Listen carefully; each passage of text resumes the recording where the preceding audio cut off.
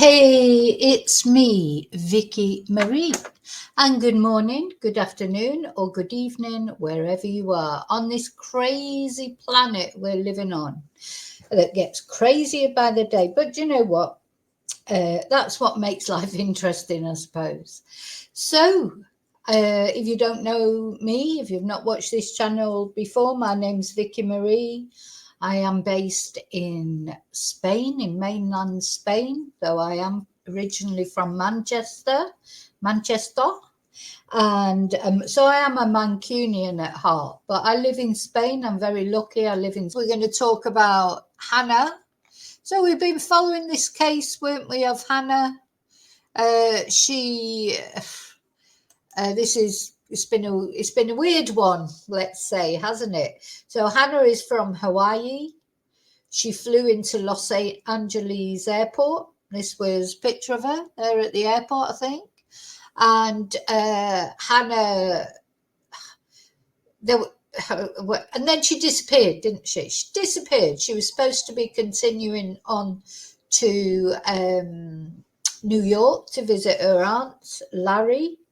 And anyway, she didn't go. She disappeared. But not only, total sort of one of those disappeared into thin air type things. Her family said they were really concerned about her. They said she'd been sending texts that weren't like her, texts that she normally used emojis, and these texts didn't need use emojis.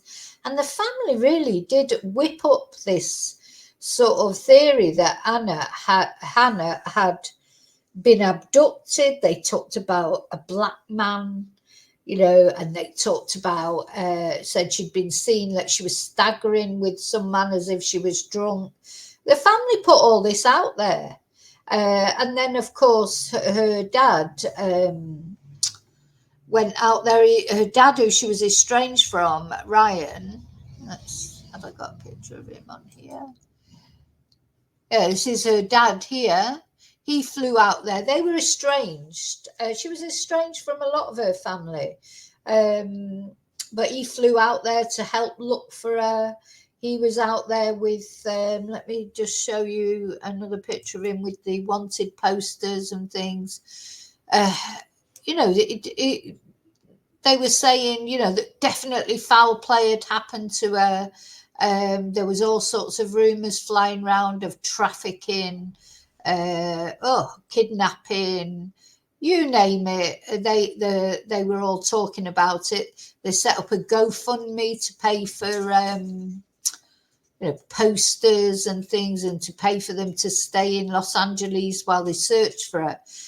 Anyway, it turns out actually Hannah was fine, and Hannah had got on a coach and gone to Mexico.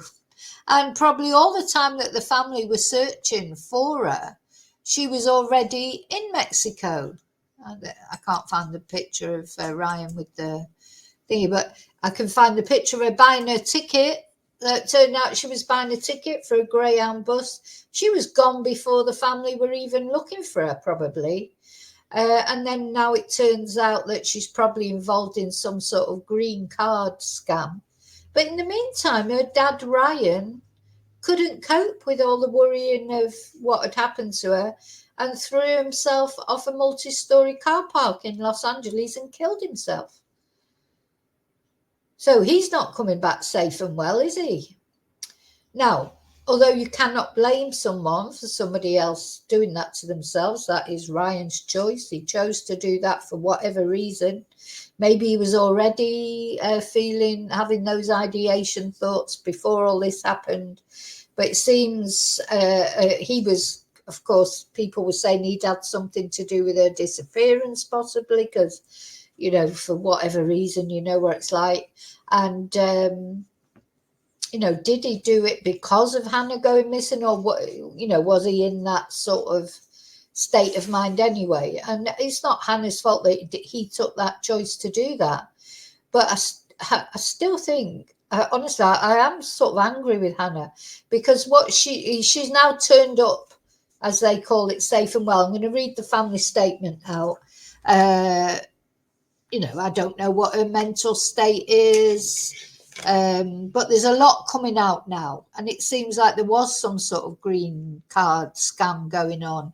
And what makes me angry is not what Hannah did. She has the right to go to Mexico if she wants. She has the right to drop off the grid, as everybody does. But you know what? How selfish can you get? Because if you're going to drop off the grid, first thing you do is if my son went missing tomorrow, if he'd said to me, look, I've had enough, I'm going and I'm going to try a different life somewhere else, well, you won't worry about them so much, would you? But if he just literally, if he was supposed to, I don't know, go to work, or I went to pick him up from work and he wasn't there, and he just disappeared that way, or he was supposed to come and visit me and he didn't turn up, and no word. She never said in any of those texts that she was going off the grid. As far as we know, in fact, she was saying things like, in these texts that were supposedly from her, she was saying things like, oh, I've been scammed out of all my money by someone I thought loved me. And, she was saying sort of things like that, wasn't she? Now, we only know even now what the family are telling us, what the family statement is telling us. Have they actually seen Hannah? Or has Hannah just phoned them up or texted them and said, look, I'm fine, just, piss off. Like, I don't want to be found. What you're doing, plastering me all over the internet and that. We don't know. Because now the family is saying, please respect our privacy.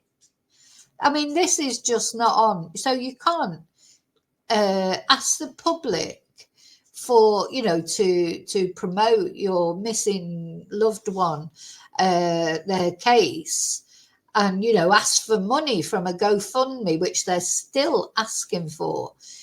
Can't do all that and then turn around when it suits you and say to the public, oh, please respect our privacy.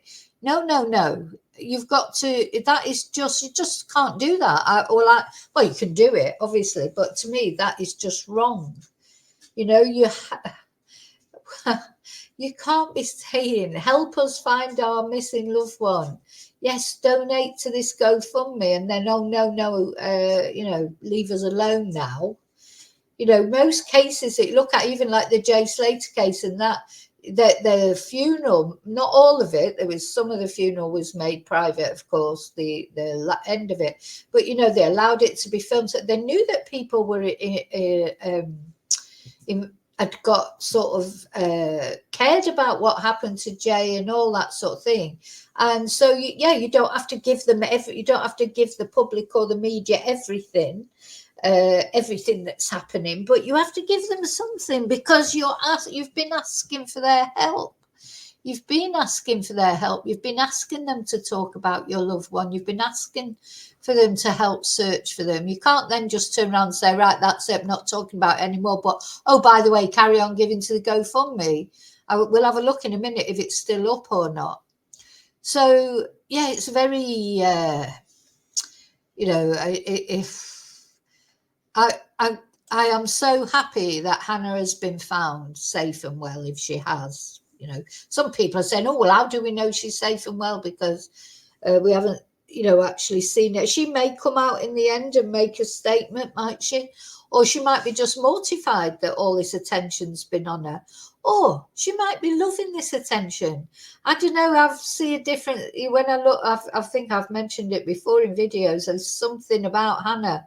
Does she love all this attention? It's like, is she like so narcissistic that she didn't really care about people looking for her and everything, that she's just gone off? Or is she, got mental health problems herself? And I say she has the right to go off the grid, as everybody does. But I don't care what anyone says. It's selfish to just do it and let people worry about you. Because obviously people are going to worry, where are you? You can't just disappear and think that nobody's going to worry where you are. Of course they're going to worry where you are. Whereas at least if you tell people, look, don't worry about me, I'm fine, I just need some time out, or what. But it's it's just so inconsiderate. I'm sorry, I don't. To me, it's completely inconsiderate, and I wouldn't have done it when I was young to my parents, and I wouldn't do it now to my son. I wouldn't expect my son to do it to me, but if he did do it, I would expect him at least to say to me, "Look, I just need to, get away from everything for a while." And if not, I'm sorry, to me, you're selfish. It is selfish. Because other people, and if you don't think about how other people think, you are a narcissist. How could you do it without thinking about other people? You have to think about other people. So, hi, blank faces. Hi, Joanne. So, anyway, I don't know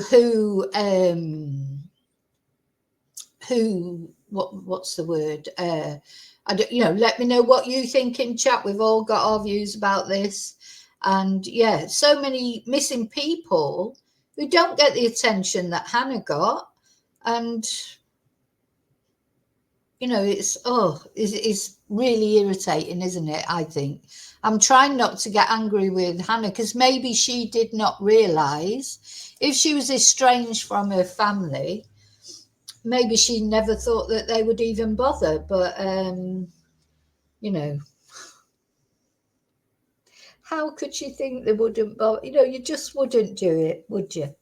Anyway, let me just read out the statement from the family.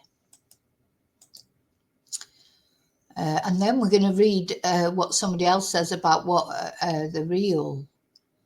they think the real reason she went was. Right, where's the thing with the family said? Okay.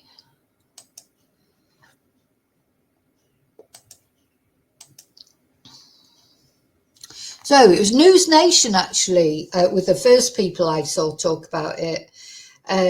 So Hannah Kobayashi found safe, family says. Now, we already knew that the police had finally come out and said, well, the police were right. Some people can rubbish the police all they like. The police said right from the beginning they didn't think there was anything to this case. And it was the family that were pushing it. No, she's missing. And they were quite sniffy about the police, weren't they? They weren't happy with what the police were doing, etc. But it turned out the police were completely right. But then they came out and did the press conference saying, as far as they were concerned, Hannah had gone off voluntarily. She crossed the border to Mexico. They're not taking it any further. She's not wanted for any crime. They were at pains to say that as well. And as far as they were concerned, it was finished then. And if the Mexican authorities wanted to take it further, that was fine. Then the family was saying, no, give more to the GoFundMe. They got a lawyer, or at least Hannah's mom and her sister got a lawyer involved. And, saying they were going to go further and look for her in Mexico. So this is the statement that the family, who's the family? Is probably her sister Sydney and her mum Brandy, because they've dissociated themselves from the aunt, Laurie Pigeon. We are incredibly relieved and grateful that Hannah has been found safe. This past month has been an unimaginable ordeal for our family, and we kindly ask for privacy. I mean, honestly, the cheek of it, really, to ask for privacy after all the the sort of attention that they've asked for, as we take the time to heal and process everything we have been through.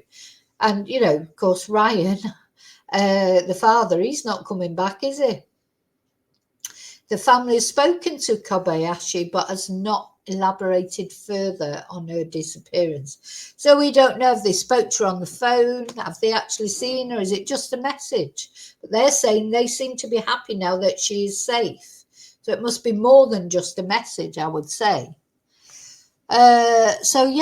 Kobayashi was reported missing after she didn't board a connecting flight during her trip from Hawaii, and she was spotted in a few locations in Los Angeles before disappearing. Yeah, and while searching for her, Kobayashi's father took his own life, and no further information on her whereabouts has been released. That's all we know so far. Now, having said that, the good old Daily Mail, they always get the scoop, don't they? They've come out. Let me just put this on and turn. So the Daily Mail have come out with their information, what they say has happened, and let's see what they've got to say. Yeah, now when I look at her pictures, I just see a total poser. Anyway, the real reason Hana Kobayashi vanished on the trip of a lifetime to New York and headed for Mexico.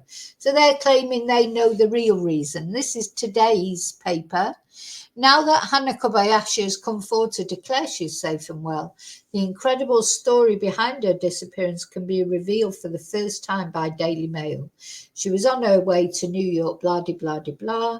She wasn't on that flight by herself. She was on her way to the Big Apple opposite her new green card husband, Argentina native Alan Cacace. And we looked at him, we looked at the wedding picture, we talked about him. So it's supposedly that Hannah married him and her boyfriend married his girlfriend. So this sort of weird double date of green card, trying to get a green card. So Hannah married Alan and Alan's girlfriend married Hannah's boyfriend. And they've been paid apparently, so massive amount of money. So let's see, on that same night, her ex-boyfriend Amun Miranda joined them with his own green card wife Marianne, who just happened to be Cacace's girlfriend. This messy love square, all on one plane together, was only possible because Cacace had allegedly given Kobayashi $15,000 with the promise of a similar sum once the immigration documents that allowed him to stay in the United States were issued. So that's how she's been able to do all this traveling, isn't it? She got 15 grand allegedly for this sham marriage. So the ruse of their sham marriage was already in the works after they tied the knot in October. Pictures of the ceremony were shown to Kobayashi's co-workers at the Mao smoke shop, Up and Smoke. But Cacace believed that pictures of him with Kobayashi, perhaps in front of the Empire State Building, in Central Park or on Broadway or by the Statue of Liberty, would be enough to persuade immigration officials that their marriage was for real. Now, I do have a little bit of experience with immigration officers because those of you who've read my book, you'll know that years ago, I was actually briefly married to someone from Hong Kong. Now, it wasn't a sham marriage. We fell in love and we met in Manchester in Celavi discotheque and we got married. But we had to go and sort things out at immigration because although Hong Kong at the time was a British colony, still, but it was on lease. I don't know how much you know about Hong Kong, but Britain leased Hong Kong from China for, I think it was 100 years. And that lease ran out, not while I was together with my husband. He was sort of technically a British citizen. He had a British passport because Britain still belonged to Hong Kong. But he wasn't a proper British citizen because he was a Hong Kong British citizen. It was very complicated. I didn't really understand what was going on then. It was just like, oh, we've got to go to, and we had to go to the immigration office, but it was in London. We had to go to London. We couldn't sort it out in Manchester. And we had to do it. They took us in separate rooms. They interviewed us separately, asked when we met, how long we'd been together, when we got married, details of our relationship, details of our families, they're trying to work out if it is a scam or not. Because I suppose, I never even thought about it at the time, but when I look back on it now, I suppose he could have paid me to marry him so that he got a British passport. But It's slightly different because he already had a British passport, and probably because I think they did end up giving some people from Hong Kong a British passport. I don't know. I don't know how it all worked out in the end, because China has now taken over Hong Kong. The lease finished. It's like, the lease finished. China took Hong Kong back. And so that's why there's been all those problems in Hong Kong, because people in Hong Kong, they've lived as a free country for so long, as like in the British way of life, and now suddenly communist China has taken over them. And they said that they weren't going to change anything, but of course they have changed everything. But the reason that I'm telling you this is, I remember that you have to prove to them.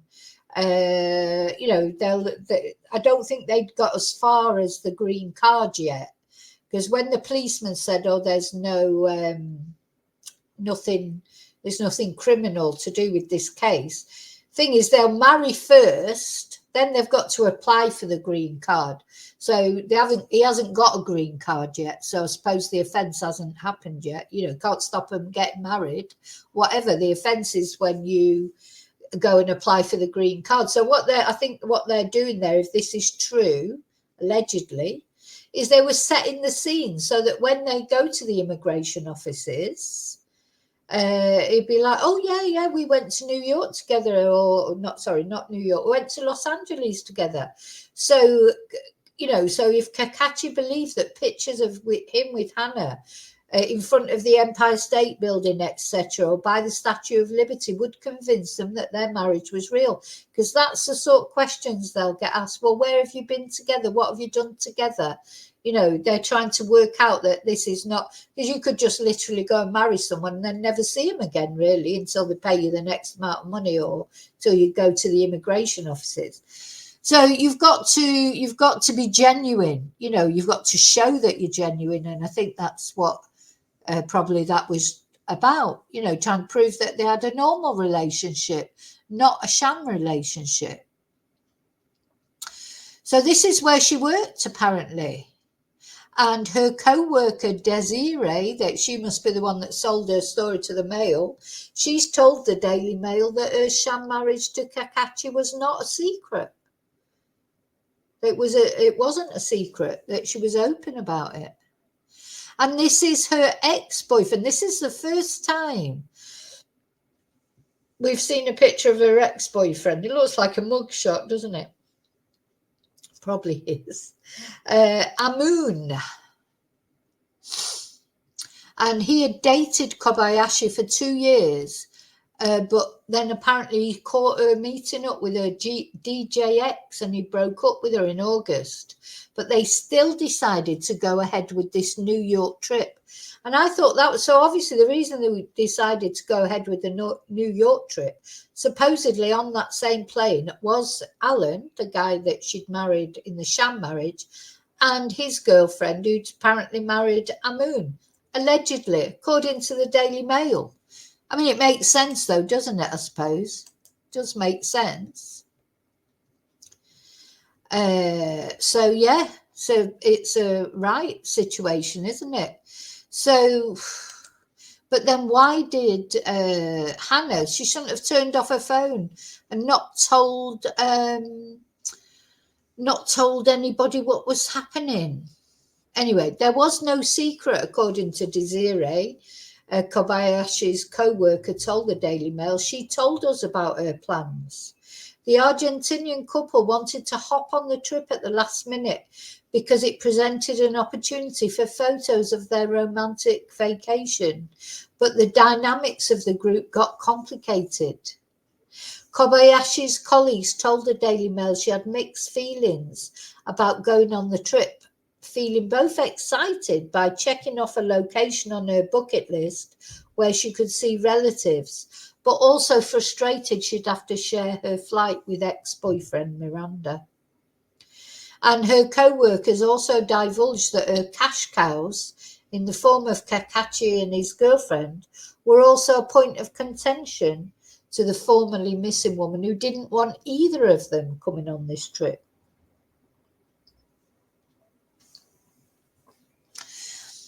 So Hannah supposedly told them, hang on.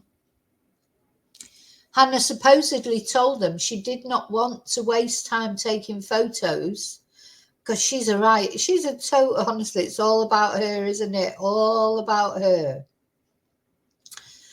But she would reluctantly sacrifice one day of her weekly planned vacation to satisfy their wishes. And then there was Marianne, who Kobayashi had a recent fight with, revolving around the jealousy of marrying her boyfriend Kakachi. I do remember Hannah saying that the girlfriend had an issue with her, and Hannah was like, "Girl, I'm not trying to steal your man. This is an arrangement."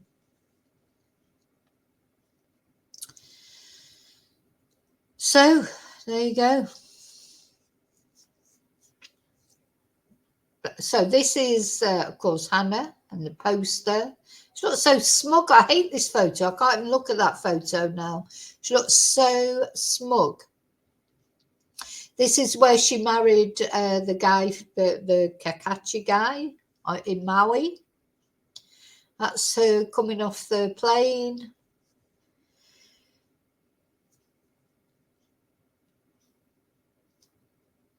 So Desiree, who had known Miranda since high school, texted him telling him, "Who's Miranda?" They were actively looking for his ex. Who's Miranda? Do they mean... Anyway, going so far as to ask for the Argentinian's couple's name and if they made it to New York. It all seems very sus, and you actually should have told her family she didn't get on the flight. Desiree texted Miranda, "Actually, no, you should have got off that flight when you realised she wasn't on it. Explain." Miranda shot back at her questioning co-worker, saying it wasn't his job. Oh, Miranda is a surname. It's that Amun, is it? It's not. I was thinking Miranda. I thought that was a woman's name. And he said it wasn't his job to look after her. She's an adult. And I'd heard she'd also possibly had plans in Cali. Blah, de, blah, de, blah, de, blah, de, blah. So basically, I think, because I won't be covering this case again, I think she's a selfish, entitled little shit, to be honest. But, you know, it's her father has died. Do you know what I mean? He's the victim. If I ever do another video about this case, it'll be about her dad, because he's the victim. Not have a good day or a good afternoon or a good evening or whatever you're doing. And take care. And I'll see you really soon in the next video. Bye.